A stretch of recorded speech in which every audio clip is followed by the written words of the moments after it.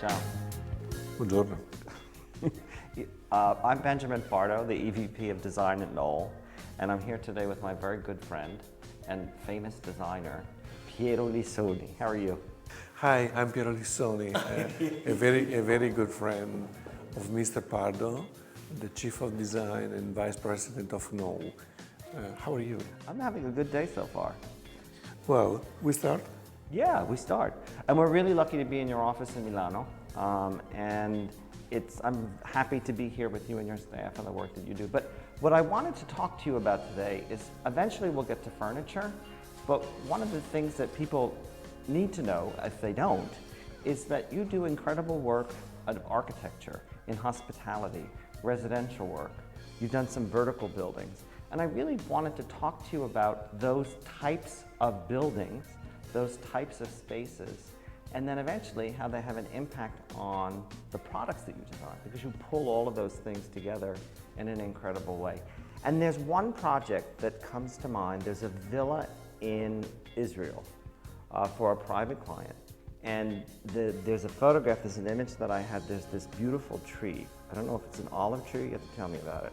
In front of the architecture, and it's very long, there are a lot of vertical pulls, and then there's some water that has the reflection, so the house becomes double the height, and this beautiful tree we see 2 times. Talk to me a little bit about this house from the exterior. Well, I choose only the tree. Okay. And I don't, and unfortunately, I don't know the name of the tree, but anyway, it's a tree. Beautiful. It's a beautiful tree. It's an interesting place in one of the most important quarter in Tel Aviv. It's in front of the ocean, in front of the Mediterranean Sea. And you know, the most important topic is when you design architecture, and for me, the most important topic is to control very well the light. And in Tel Aviv, the light is outstanding, it's amazing, you know. And when you design something, you need to discuss with the light. Because the light, it's, you know, is the main actor or actress, depend on the point of view. Well, when we start to think about of the idea to design one house in Tel Aviv, we are taught first light, second one shadow, and third one it's a dialogue in between the building, the nature, the light. Well, and the idea it was so simple. We designed a pavilion, a super glass, pure pavilion, to be in contact with the nature and again the light. Because the interesting thing in the house are all the points of view. I can imagine from the photography walking through the house and seeing your pencil on the paper framing what the client will see when they walk through the space. There's one point where there are a series of steps. There's this very straight architectural focus that takes the client's eye to a focal point through, and there's grass and trees and so on and so forth. So you bring nature in? Yes, and at the same time, I close the nature outside. You know, it's a strange double meaning of life, you know, because I like to be in combination with the light, I like to be in combination with the nature, I like to be in combination with the trees, but at the same time, you know, I'm an architect and I design the perspective, and sometimes, you know. Yeah, but there's something else that goes on associated with that perspective that I paid attention to. And I knew to pay attention to it because of my friend Joe Durso, who you also know. And that is that you don't only take the perspective of standing, you very clearly understand that there are interior furnishings and that people are either dining or they're seated very low or they're standing and they're in bed. And as I looked at those photographs, it became very clear to me that the focal point was always based on what the client may be doing and how they're poised and where their eye is in the space. And that's genius. I mean, that's just incredible because to me, it's the incorporation of the space, the objects, the outside, and understanding how the client will appreciate and view and think and feel and how architecture and spaces influence them. And not many guys or women can do that. You're very fortunate and good at it. Oh my God, I choose very well the victims. You know? I choose so well the all victims all around the world, because when I design something, I choose very well them. Okay. But architecturally speaking, I like to talk about, you know, the level of perspective, because when you design something, you need to be inside in a proportion, in this kind of humanistic proportion, the human proportion. And when you design a building, it doesn't matter tall or lower, it, you know, doesn't matter. You need to put inside this kind of measurements. And the measurements becomes the same measurements when you are sitting on a chair. Yeah. You know, it's a strange crossover in between space, air, people, and furniture, or nothing inside. You know? So Piero, how does that change? Because the first project that we're talking about is this villa for an individual and a family. But there are a lot of projects that I've had the chance to look at and see many of them and stay in a lot of your hospitality-based projects. So the first one I wanted to talk about is an urban one. It's in Amsterdam, the Conservatorium. And there you have a modern building smashing into a period piece. And the question changes because it's not about a small group of people that all know each other. It's about hospitality. So, and it's not about outward looking, it's about inside activity. So how is that kind of project different? It's a completely different attitude again, because when you design one piece for hospitality, you design in the end, you know, a special surrounding for a community. If I design a house, you know, I design a house for a private people, but when you design something for a community, you need to change completely your approach. And the second one building like in Amsterdam, the Conservatorium, you are you know, completely integrated in a city life. You are completely integrated in the qualities of the, you know, of this kind of surrounding around quarter, shops, community, museums. Yeah, the Van Gogh Museum is literally right across the It's street. It's across the street, you know. Well, and when you combine together all different aspects, it's a completely different approach. If I design a villa, it's a super private approach. But when I design a hotel, or I design a special creator like a hotel, I put together many different attitudes. I'll tell you the thing that I liked about that hotel. I stayed there a lot when I was working with Rem Koolhaas, even though I had to go back and forth. And what was so fun for me was I came into the space, you come in, the elevators are to your right, and there's that big, long reception that greets you. And then to your left-hand side, there's the bar and the restaurant and all these Barcelona benches and festivity. And then when I went to my room, I stayed in a room that was very long. It had this beautiful seating area, a bathroom with doors that weren't always so easy to figure out how to open, and then a very quiet place. But it was beautiful. It was this stone face. I never I designed, did curse you. Yes, you know, but I never designed in my life something comfortable.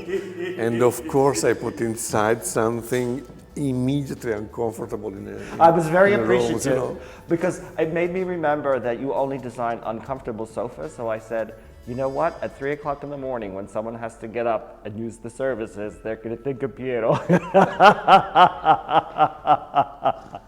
You know, the classical dominant Piero choices, you know. It's great. You don't know in which way it's possible to open, to touch, to close, to But do it's beautiful something. because there's that, and I think the rooms were a refuge from the city-like lobby and the entertainment and all the visual. And you could choose to come in and out of it. And then you walked into that court to be taken off to wherever you're going into the city. But hospitality, there's another hotel that is in São Paulo, Brasile. And that hotel is very calm. It's about the place. Talk to me a little bit about that space. Oh, the São Paulo in Brasile is not really completely hotel. It's in between, because first is residences. It's residences as It's well. residences with some part like a apart hotel, but the mainly idea is to design residences, and it's such a beautiful place in São Paulo. It's exactly in front of one of the most important botanical park. I don't know, because in São Paulo, for me, everything is botanical. Everything is green, yeah. You know, everything is green, everything is botanical. But anyway, it's in front of this important botanical park, and we combine together the essence, you know, to be urban in front of the nature. But we open this kind of connection and discussion. If you like, you know, it's a debate. Yeah. And again, what is that very long piece that you enter, and it has a lot of horizontality associated with it, and then there are these figurative pieces above. What's going on there? It's, you know, when you are inside in some building like this, I like to design like a lobby, like in a hotel, because in the end, you know, again, it's a community. Correct. It's a community space. And I thought in my mind, you know, I don't like to be inside in a classical, ugly entrance, two chairs, you know, something without any important, it become like a corridor, you know. I put inside the topic it was, we designed one incredible, beautiful common space. And of course, I'm Milanese, and I think in my mind to put inside something totally crazy, and we designed this huge lightning system suspended, made by the local artisans. It's beautiful. It's interesting. I don't know if it's beautiful. Oh, I like this. I will say this. It's a great contrast in terms of this and this, and above and below, and how your eye goes this way, and then how your eye goes this way. Yeah, it's, don't forget, I like the combination, I like the contaminations, and I like to hybridate or to use this kind of hybrid images. For one part of the building, or for our part of the building, it's super clean and pure and very, very well designed. So when I go back and I look at a lot of the interior spaces, both in residential and hospitality and in some of these larger communities where people are buying apartments, there's a lot of juxtaposition of different types of furniture or different types of chairs and change of materiality. Why is that important to you, and what does that afford you in those spaces? Because the combination, they are the secret, you know. If you live inside in a completely puristic idea, or contaminated, doesn't matter. You know, it's for me a little bit boring first, and second one is without culture. If you like to be elegant, you need to use contaminations, hybridations, and at the same time, you know, you need to use many different languages. If you don't combine together many different languages, it's impossible to become elegant. But there is something that you do architecturally that gives everything rigor, I think. So if I think about the house in Tel Aviv, and I think, if I think about the resort in Miami Beach, right? And residences there. There's this architectural rigor that you put over that. There's that one photo of the pool, and I look at I don't know the word in English, I know it in Italian, dolge, which are sort of strips of wood that make up the cabanas, that look at the pool, that then reach. So you frame everything. So you have a framed architectural rigidity, and then the interior becomes this iconographic mishmash of stuff. Why? Why is that? Why does that work for you? Benjamin, it's like to use a pentagram system, you know.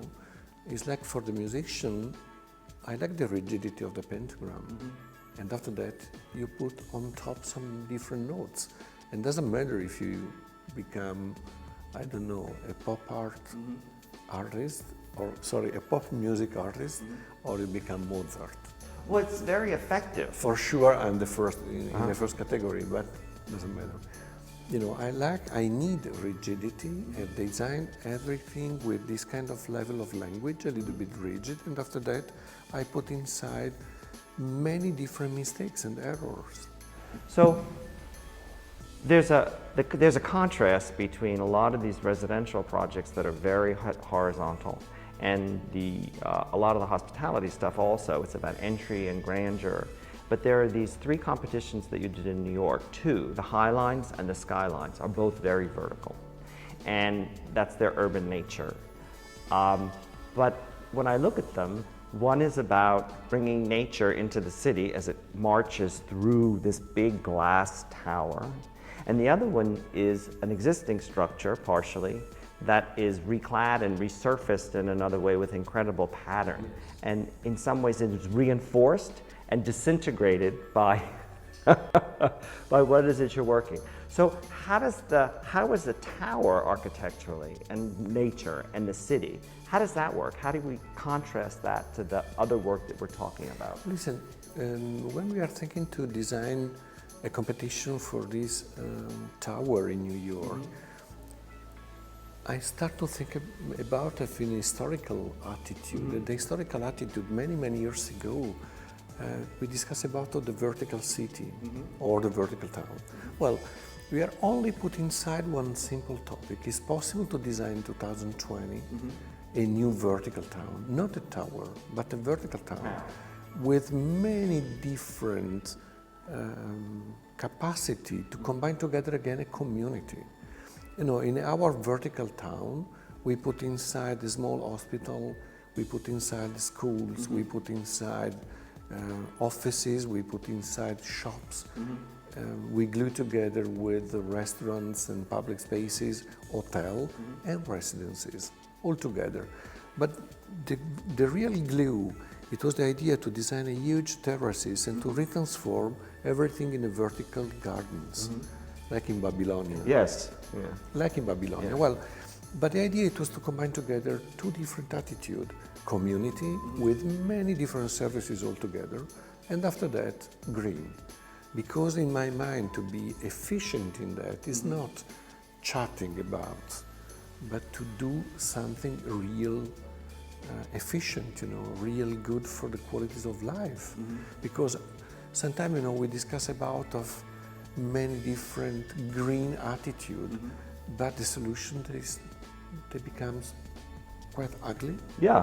Quite horrible for technical. Them. You know, technically speaking, they are very good, but for our qualities of life, they looks like so ugly. Yeah, there's no joy in the building. You know, and in our project, we are taught we put inside a vertical gardens. It's like a vertical park.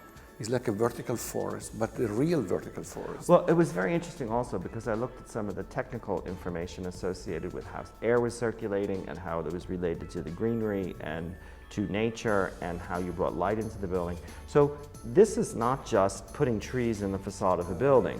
This was a real series of technical things that the nature was an integrated part of how the building physically functions. Yeah, can you imagine the old greens and the old trees? With our botanical guys and the special new green engineers, we are discussing about the capacity to clean up the carbonium for more than 45% for the whole community inside in the tower. Can you imagine? No, it's incredible. It really is. It really is. But at the same time, when I think about the views from the space, they're very similar in some ways. If you were to slice your floor in a residence, it's very similar to what was happening in that villa, right? Yeah, it's exactly the same. You know, it's a villa with I don't know how many floors or villas, and each floor, it's in the end, you know, in a combination with this kind of new suspended park or suspended forest. And again, you know, you look at the qualities of life inside your spatial window again. It was very special. But one project in a New York competition was for an aquarium. And it broke a lot of the rules, but because I guess, was it about water? It was a completely crazy attitude and idea. You know, we put in the middle of Hudson, in a West Hudson, in front of the Franklin Island, we put in the middle of the water one aquarium. You know, you need water because otherwise we talk about something different, right? And the idea was we put a special island in the middle of the water, and after that we cover the island with like a sliding cap. But can you imagine you sliding a complete park with the trees, you know, with the all different stuff. during the night you close the park, and during the day you move out, and everything is become transparent. You know, you see the light, you feel what happened in the nature, the real one. Otherwise, you redesigned a completely new cupola with a green on top. It was fantastic. And then the interior spaces inside were all about what? It's inside the water. Yeah. And you know, when you walk inside in a special corridor, you are in the middle of the natural water with our artificial water for all different fishes. But you know, it was this kind of double sense, or if you like, you know, the double discussion or the double voice, nature versus artificiality. But it was interesting because I was trying, as I looked at it and I thought about the project, I was trying to understand whose perspective were you looking at? Was it about the people looking at the water and the fish? No.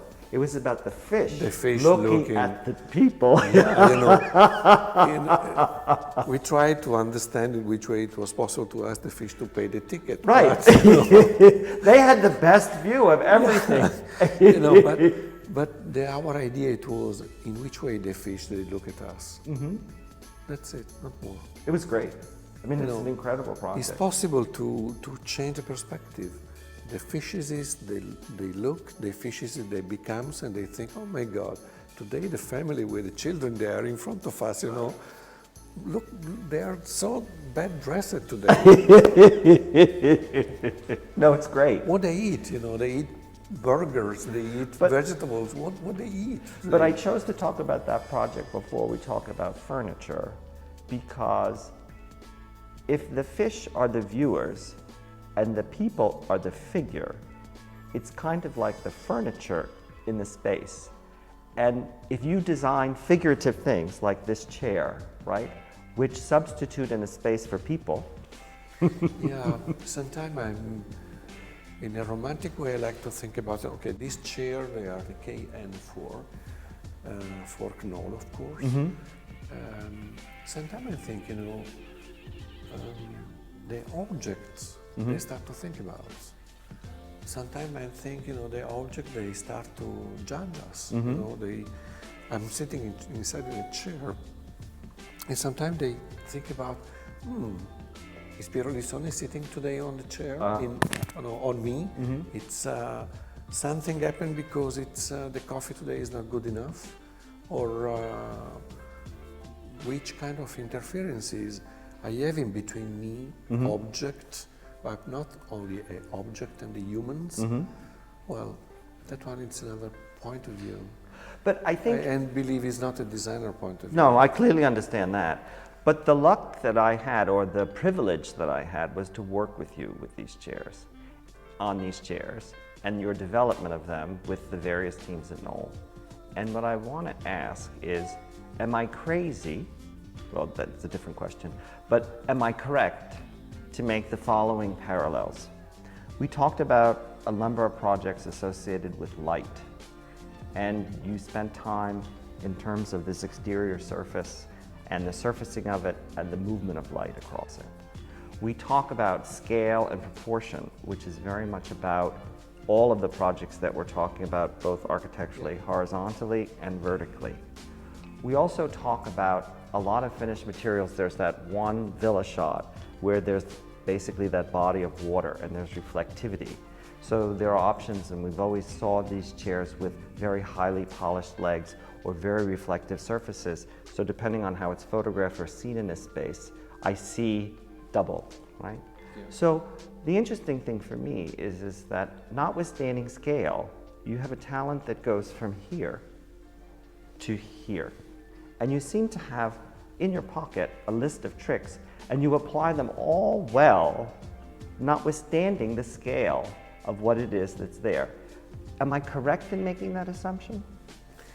Yes, but put inside in the pocket another point of discussion. Well, you have two pockets, so what's on the other side? One left pocket and the right one. Put inside in the right one uncomfortable proportions first. Second one, Yeah, think about in the humanistic approach, or think about of the humanistic approach. When you discuss about the changement of the scales, when you think about the changement and from the dimensions, you know, in our tradition, it was possible to discuss about the capacity to design from spoon till a tower or a town. Well, but we are again the same persons, you know, we are again with the same proportion, we are again in the same rhythm of life. Well, when you design a building, or when you design a town, when you design an object or space inside an object, you use this kind of humanistic approach. Human measurements, that's it, not more. Well, I put inside a new measurement, one measurement, uncomfortable. Okay. The uncomfortability is for me a trick, it's a key. You know, I change normally some proportion, a little bit more lower, a little bit more larger, a little bit more not high enough. And I combine together sometimes, you know, some partitions, smooth, a little bit more shiny, you know, the capacity to be reflective or not. Well, Or the contrast, right? or the contrast. And is it intended to, why do you want that discomfort? Do you want someone to think about it? Do you want someone to understand the experience more? What's the logic? Because these are spaces for us, right? And they're proportionately, public spaces are big because there's a lot of us, and then private spaces become more intimate and everything in between. So these gestures, let's call them, that you make of discomfort, are they physical? Are they visual? Are they both? Are they emotional? How do you play with them? It's emotional because all the time, you know, I'm thinking that our life, it's a sequences of emotions. All the time we need emotions. All the time we need something with this kind of special touch, you know. Sometimes the light touch you and becomes emotion. Sometimes one noise, one smell, one voice, one surface, you know. Well, all different thoughts in my life, they are connected with this kind of emotions. I don't control the emotions, but I like to be provocative. I like, you know, to use some elements, architecturally speaking, proportionally speaking for design, to offer and to force to become emotionally touched. But that happens, if we think of this collection, it's KN 1 through 7, and we're even thinking about an 8. So in number 1, it's this big tall back, and I can recline and I can put my feet up. And then I come down to number 7, which is a small, sprightly, upright little chair. So all of those things bounce through all of the different products.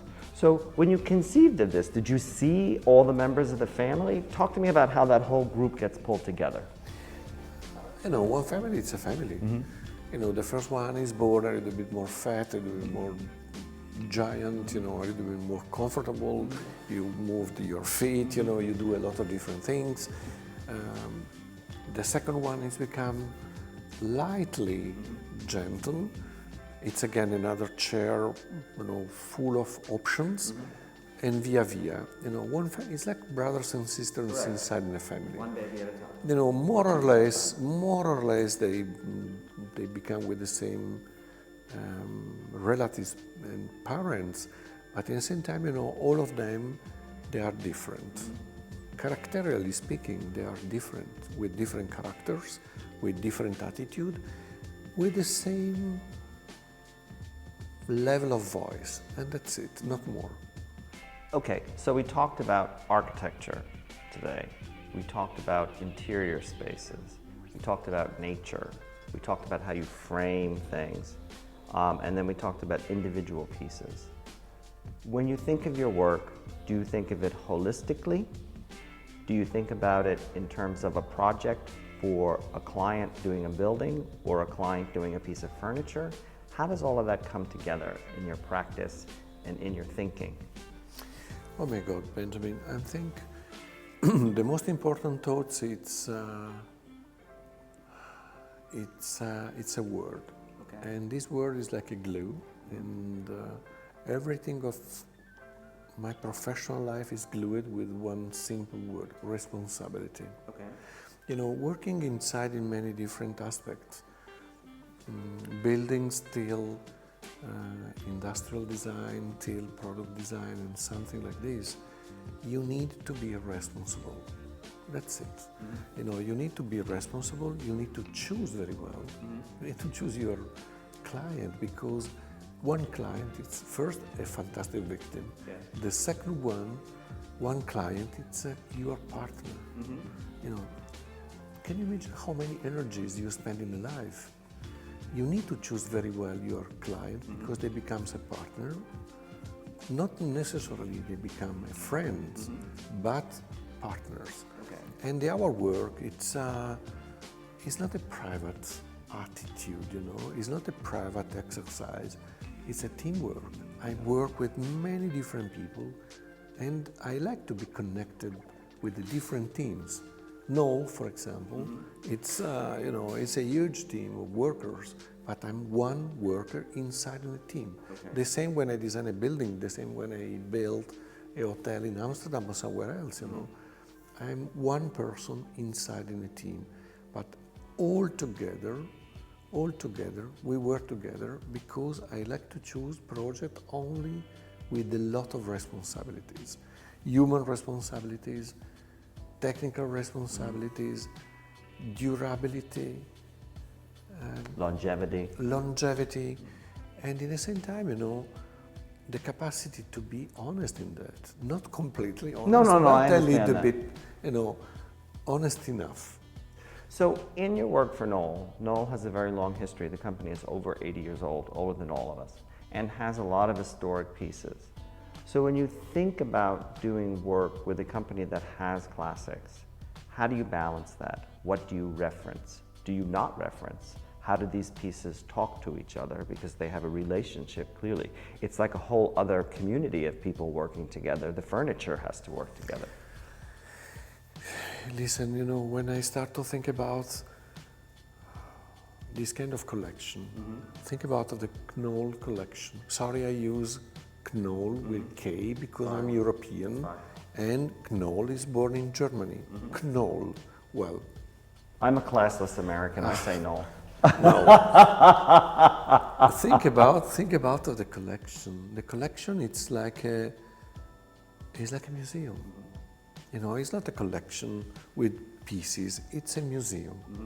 It's a museum for all of us. You know, it's a museum for the design. It's a museum for the meaning. It's a museum for the modernity. Well, I'm a contemporary architect and I'm a contemporary designer. I try to be gentle, and that's it. You know. For the rest, we discuss in the next. So when we look at these pieces, because the classic Knoll pieces are designed in a certain period and they help define modernism, but the concept of modernism is of the moment. It's not of the past, right? So are your pieces in some way modern in a contemporary way?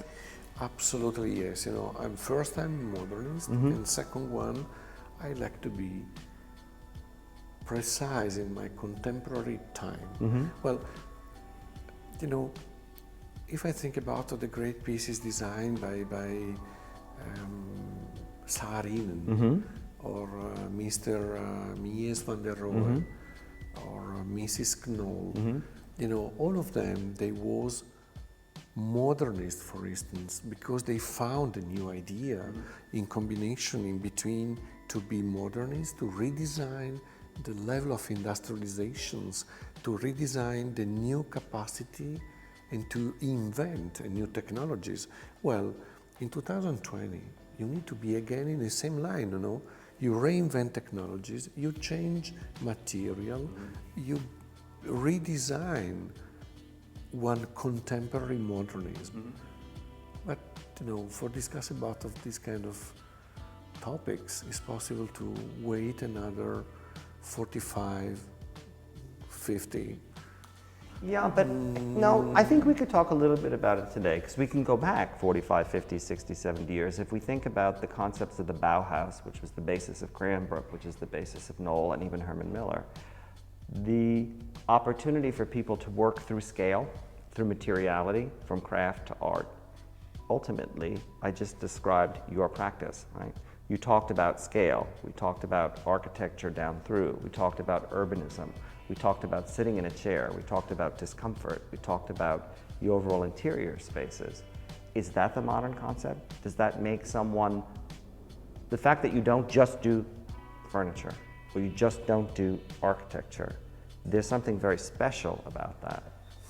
Oh, yes, at the same time, I like to think that our future, it's inside in our traditions and inside in our past.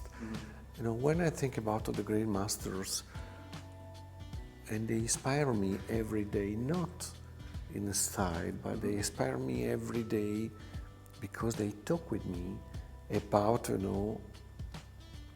special words. Well, when you think about, I reinvent something in the 50s, and I reinvent something in the 60s, and I redesign these new humanistic qualities of life, industrialization with a special touch. Well, I use exactly the same attitude. Of course, we are thinking about composite fibers now. We are thinking about a new generation of production. We are thinking about different numbers of production. But again, we try to change a little bit this kind of level of qualities of life. That's it, not more. The other important thing is that in this conversation, we're framed by architecture. We see through a window. We experience nature. We're surrounded by all of the objects so you not only do those things, you practice that in your life, and you're surrounded by it. So there's this constant level of synergy. You sit in the chair, you look at the tree, right? So it's interesting to me when I look at your work, you're very fortunate, and your clients are very fortunate that you have each other. I always say that a good client makes a good project. Hopefully we've been a good client to you. Good partners. I'm completely sure we are inexistent if we don't match and we don't found a very good partners. Without partners, we are inexistent. Without partners, we don't have children, right? Yeah, but without partners, we are inexistent. It's true. Some colleagues, they are convinced, I am, but it's not true. You don't exist unless it's in a context. We are inside in a community first, we are inside in a team, and without partners, it's impossible to do anything. It's true. Because I never design something for myself. I design something for partners. Thank you, Piero. I'm one of the actors. Yes. Actors. Yes. I'm one of the actors. Yes, but I think that you're closer to the Academy Awards than most. For the next. Piero, thank you very much for taking the time to talk to us today. I really appreciate it.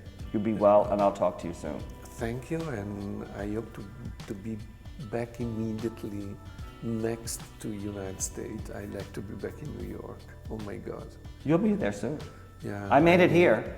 Listen, I need New York. I need. It's a shot of adrenaline. Listen, it's a shot of adrenaline, and I like the smell. I like the noise. I like to be again in a metro. I like to be back. I'll tell you something. When I go home, though, when I go back to New York, I want to be the fish. Yeah. Signori, grazie.